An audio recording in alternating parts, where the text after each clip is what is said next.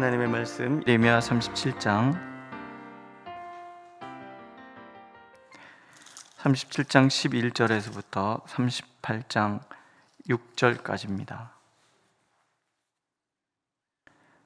37장 11절에서 38장 6절 한 목소리로 읽겠습니다. 11절 갈대아인의 군대가 바로의 군대를 두려워하여 예루살렘에서 떠나매 예레미야가 베냐민 땅에서 백성 가운데 분깃을 받으려고 예루살렘을 떠나 그리로 가려 하여 베냐민 문에 이른즉 하나냐의 손자요 셀레미야의 아들인 이리야라 이름하는 문지기의 우두머리가 선지자 예레미야를 붙잡아 이르되 네가 갈대아인에게 항복하러 가는도다. 예레미야가 이르되 거짓이다. 나는 갈대아인에게 항복하려 하지 아니하노라. 이리야가 듣지 아니하고 예레미야를 잡아 고관들에게로 끌어가매 고관들이 노여워하여 예레미야를 때려서 서기관 요나단의 집에 가두었으니 이는 그들이 이 집을 옥으로 삼았음이더라. 예레미야가 뚜껑 씌운 웅덩이에 들어간 지 여러 날 만에 시드기야 왕이 사람을 보내어 그를 이끌어내고 왕궁에서 그에게 비밀이 물어 이르되 여호와께로부터 받은 말씀이 있느냐? 예레미야가 대답하되 있나이다. 또 이르되 왕이 바벨론의 왕의 손에 넘겨지리이다. 예레미야가 다시 시드기야 왕에게 이르되 내가 왕에게나 왕의 신하에게나 이 백성에게 무슨 죄를 범하였기에 나를 옥에 가두었나이까? 바벨론의 왕이 와서 왕과 이 땅을 치지 아니하리라고 예언한 왕의 선지자들이 이제 어디 있나이까? 내 주 왕이여 이제 청하건대 내게 들으시며 나의 탄원을 받으사 나를 서기관 요나단의 집으로 돌려보내지 마옵소서. 내가 거기에서 죽을까 두려워하나이다. 이에 시드기야 왕이 명령하여 예레미야를 감옥들에 두고 떡 만드는 자의 거리에서 매일 떡 한 개씩 그에게 주게 하매 성중에 떡이 떨어질 때까지 이르니라. 예레미야가 감옥들에 머무니라. mat단의 아들 스바냐와 바술의 아들 그데랴와 셀레메의 아들 유갈과 말기야의 아들 바술이 예레미야가 모든 백성에게 이르는 말을 들은즉 이르기를 여호와께서 이와 같이 말씀하시되 이 성에 머무는 자는 칼과 기근과 전염병에 죽으리라. 그러나 갈대아인에게 항복하는 자는 살리니 그는 노량물을 얻음같이 자기의 목숨을 건지리라. 여호와께서 이와 같이 말씀하시니라. 이 성이 반드시 바벨론의 왕의 군대의 손에 넘어가리니 그가 차지하리라 하셨다 하는지라. 이에 그 고관들이 왕께 아뢰되 이 사람이 백성의 평안을 구하지 아니하고 진안을 구하오니 청하건대 이 사람을 죽이소서. 그가 이같이 말하여 이 성에 남은 군사의 손과 모든 백성의 손을 약하게 하나이다. 시드기야 왕이 이르되 보라 그가 너희 손 안에 있느니라. 왕은 조금도 너희를 거스를 수 없느니라 하는지라. 그들이 예레미야를 끌어다가 감옥들에 있는 왕의 아들 말기야의 구덩이에 던져 넣을 때에 예레미야를 줄로 달아내렸는데 그 구덩이에는 물이 없고 진창뿐이므로 예레미야가 진창 속에 빠졌더라. 아멘. 하나님의 뜻을 따른다는 게 뭘까? 그런 생각을 합니다. 얼마나 많은 용기와 의지가 필요할까? 예레미야 선지자를 통해서 그런 생각이 많이 들어요. 이제 홀로 고독하게 하나님의 뜻을 전하였던 예레미야, 어디에도 하나님의 음성을 듣고자 하는 사람이 없는 그 시대에 오직 하나님의 말씀을 전하고 그 뜻을 따라 살았던 예레미야는 얼마나 외로웠을까? 이런 생각을 합니다. 하나님께서는 예레미야를 부를 때 또 이 말씀의 사역을 맡기실 때 그 외로움을 이미 알고 계셨던 것 같아요. 우리가 1장에도 보면 너는 내 허리를 동이고 일어나 내가 네게 명령한 바를 다 그들에게 말하라. 그들 때문에 두려워하지 말라. 내가 그들 앞에서 두려움을 당하지 않게 하리라. 보라 내가 오늘 너를 그 온 땅과 유다 왕들과 그 지도자들과 그 제사장들과 그 땅 백성 앞에 견고한 성읍 세기 등 노성벽이 되게 하였은즉 그들이 너를 치나 너를 이기지 못하리니 이는 내가 너와 함께하여 너를 구원할 것임이라. 이렇게 길게 하나님이 말씀을 하세요. 너 외로울 거다. 힘들 거다. 환난과 핍박이 있을 거다. 그러나 내가 너를 견고한 성읍 세기 등 노성벽 되게 할 것이다. 세워주실 거라는 거죠. 강하게 하실 것이고 담대하게 하실 것이고 붙들어 주실 거라는 거예요. 언제나 함께해서 이기지 못하도록. 또 다른 데는 만일 내가 보행자와 함께 달려도 피곤하면 어찌 능히 말과 경주하겠느냐. 내가 평안한 땅에서는 무사려니와 요단강물이 넘칠 때에는 어찌하겠느냐. 너는 평범하지 않다는 거죠. 너는 말과 경주하여도 이길 수 있는 힘을 내가 줄 것이고, 평안한 땅이 아니라 요단강물이 넘치는 그 홍수의 지역에도 너는 견뎌낼 수 있도록 내가 힘을 줄 것이다. 이런 약속인 거예요. 외롭고 힘들 그 사역의 길을 가면서 버텨낼 수 있었던 예레미야의 동력, 그것은 부르신 하나님께서 세워주실 것이고 보내신 하나님께서 인도하실 것이라는 거예요. 아무 열매도 없잖아요. 예레미야 사역에서 아무 열매도 거두지 못합니다. 사람들은 끝까지 예레미야를 통한 하나님의 말을 거부해서 결국은 나라는 망할 것이고, 예레미야는 핍박 가운데 살다가 그렇게 죽을 거예요. 근데 전해야 되는 거예요. 근데 사역의 길을 가야 하는 거예요. 이게 사명자입니다. 교회를 다닌다는 것은 누구나 할 수 있는 일이에요. 그것도 아는 사람들이 많지만 사명자의 길을 간다는 것은 아무나 할 수 없는 거예요. 왜냐하면 그 길에는 반드시 반대가 있기 때문에 그래요. 이 세상은, 인간의 마음은 하나님의 뜻을 순종하기보다는 거스르고 싶은 마음이 가득해요. 그렇기 때문에 하나님의 사명자로 살아간다는 것은 스스로의 힘으로는 견딜 수 없는 거예요.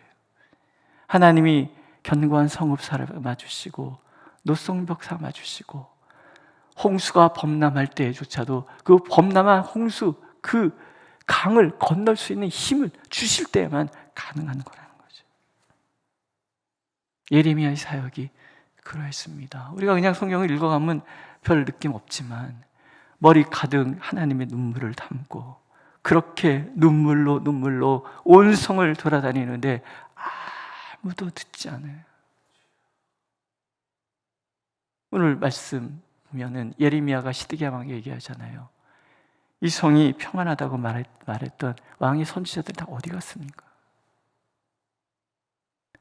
좋은 얘기, 귀에 듣기 좋은 얘기는 누구나 할 수 있는 거예요.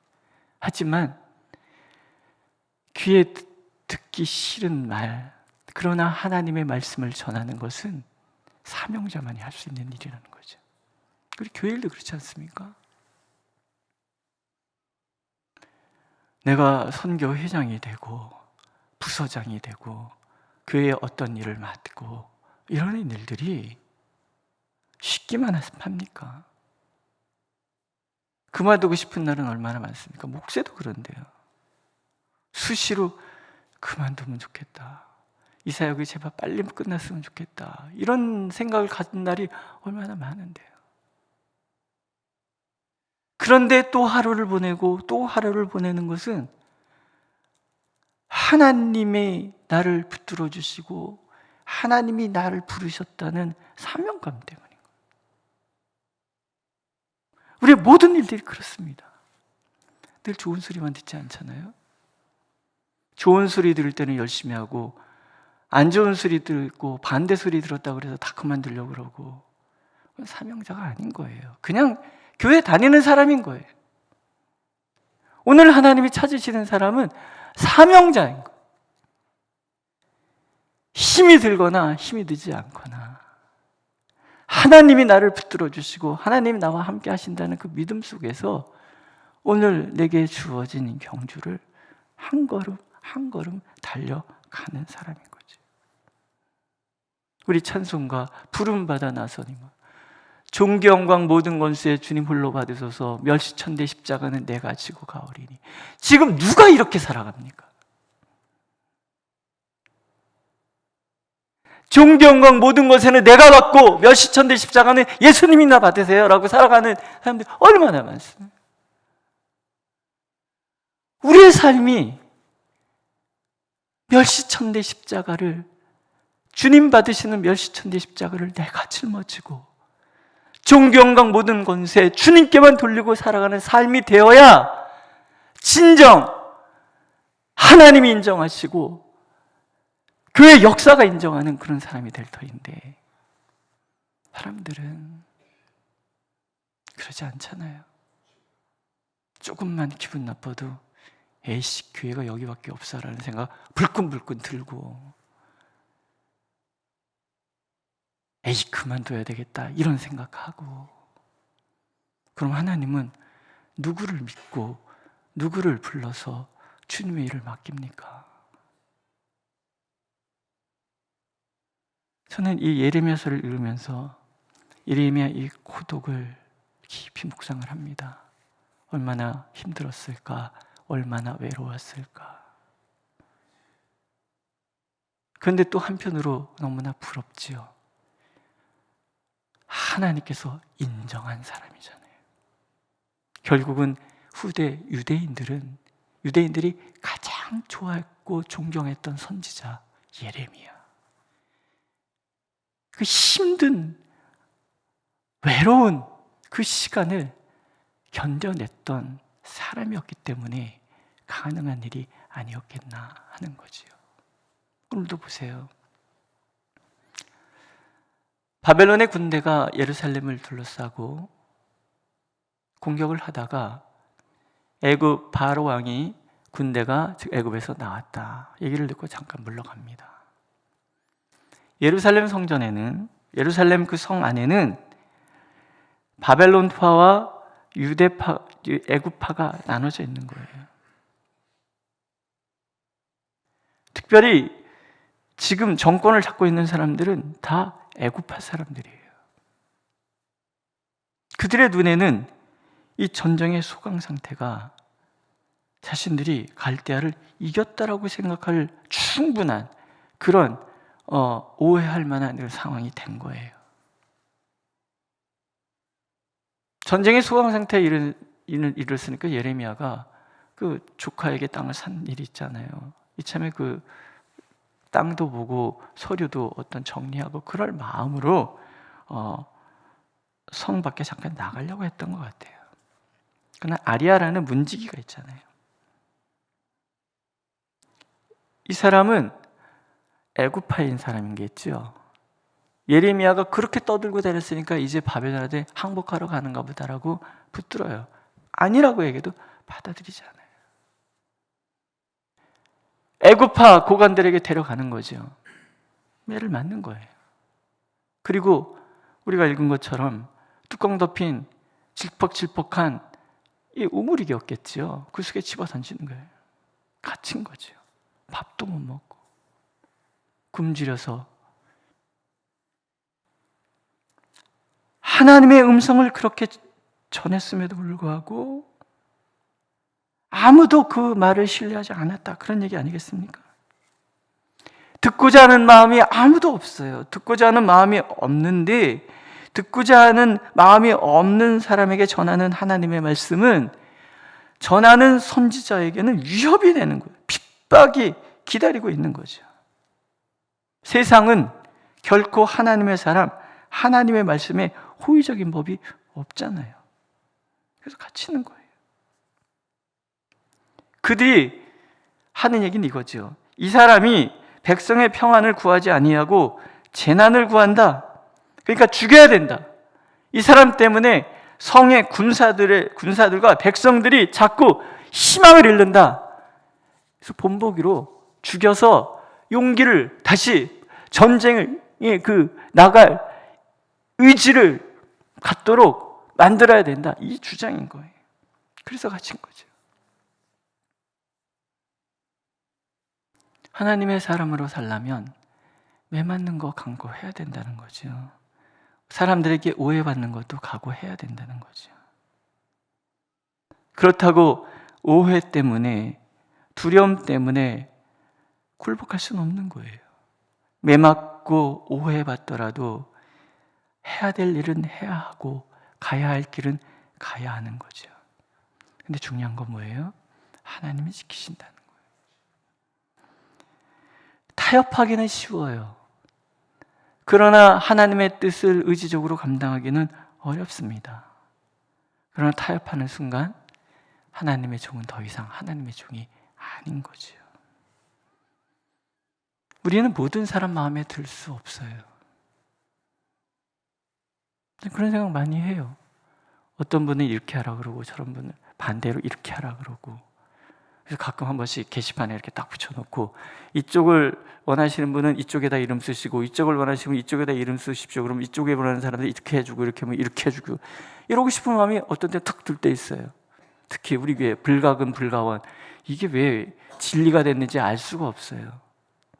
어떤 분은 목사님이 우리한테 관심 없다고 화내고 어떤 분은 목사님하고 가까이 하는 것은 사람들 눈치 보니까 하지 말라 그러고 그래서 악수도 못하고 어떤 사람은 악수도 못하게 하고 악수만 하면 사람들이 보니까는 하지 말라 그러고 어떤 사람은 나한테 관심 안 갖는다고 또 뭐라 그러고 그러면 그래서 저는 목사님 게시판에다가 그래서 한번 써놓으려고 그래요.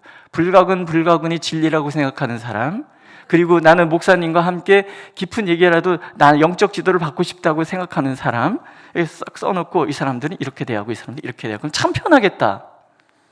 한번 해볼까요?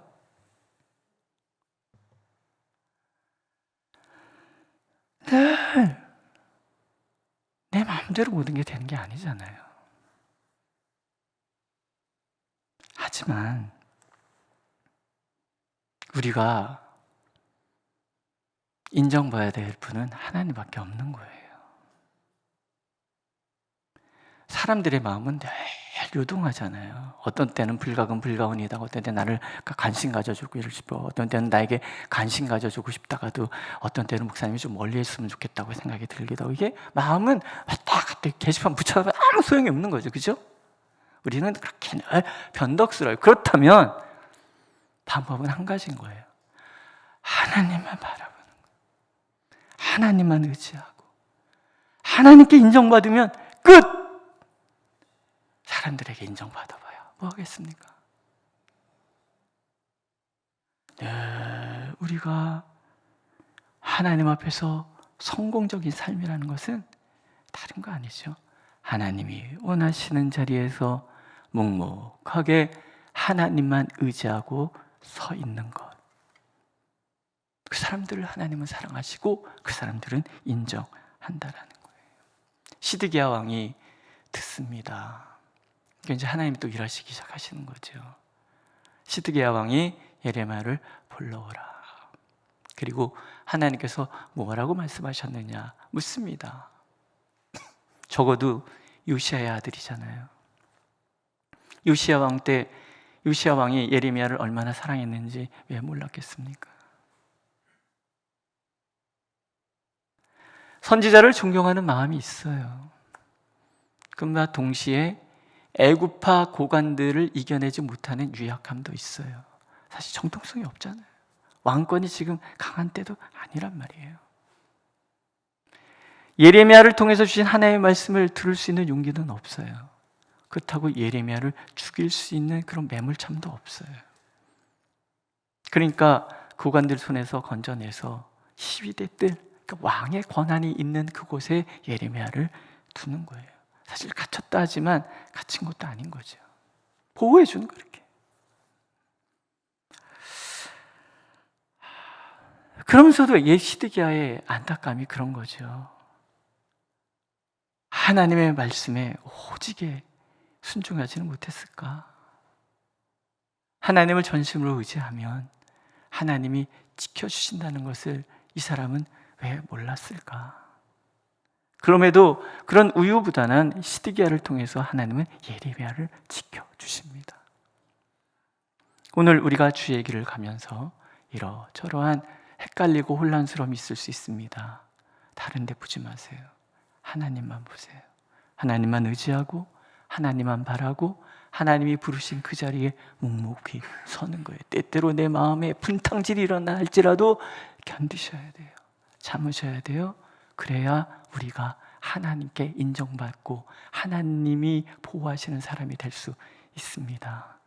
그러한 믿음으로 오늘도 하나님 앞에 믿음의 경주를 달려가는 저와 여러분들이 되시기를 하나님은 간절히 원하고 계십니다. 기도하겠습니다. 주의 길을 가는 것이 늘 평탄하지만은 않기 때문에 우리의 마음은 수시로 요동합니다. 그렇기 때문에 우리가 주님을 바라봅니다. 주여, 우리의 연약함을 담당하시고 예레미야에게 약속했던 것처럼 견고한 성읍 노성벽 같이 되어서 하나님 앞에서 견고히 서고 하나님의 붙들어 주심을 믿음으로 요단 강물이 넘치는 홍수 때에도 홍수를 건너갔던 그 용기와 그 지혜와 그 힘으로 주님의 몸된 교회를 섬겨가는 우리 모두가 되도록 인도하여 주시옵소서. 예수님의 이름으로 기도드렸습니다. 아멘. 하늘에 계신 우리 아버지의 이름을 거룩하게 하시며 아버지의 나라가 오게 하시며 아버지의 뜻이 하늘에서와 같이 땅에서도 이루어지게 하소서. 오늘 우리에게 일용할 양식을 주시고 우리가 우리에게 잘못한 사람을 용서해 준 것 같이 우리 죄를 용서하여 주시고 우리를 시험에 빠지지 않게 하시고 악에서 구하소서. 나라와 권능과 영광이 영원히 아버지의 것입니다. 아멘.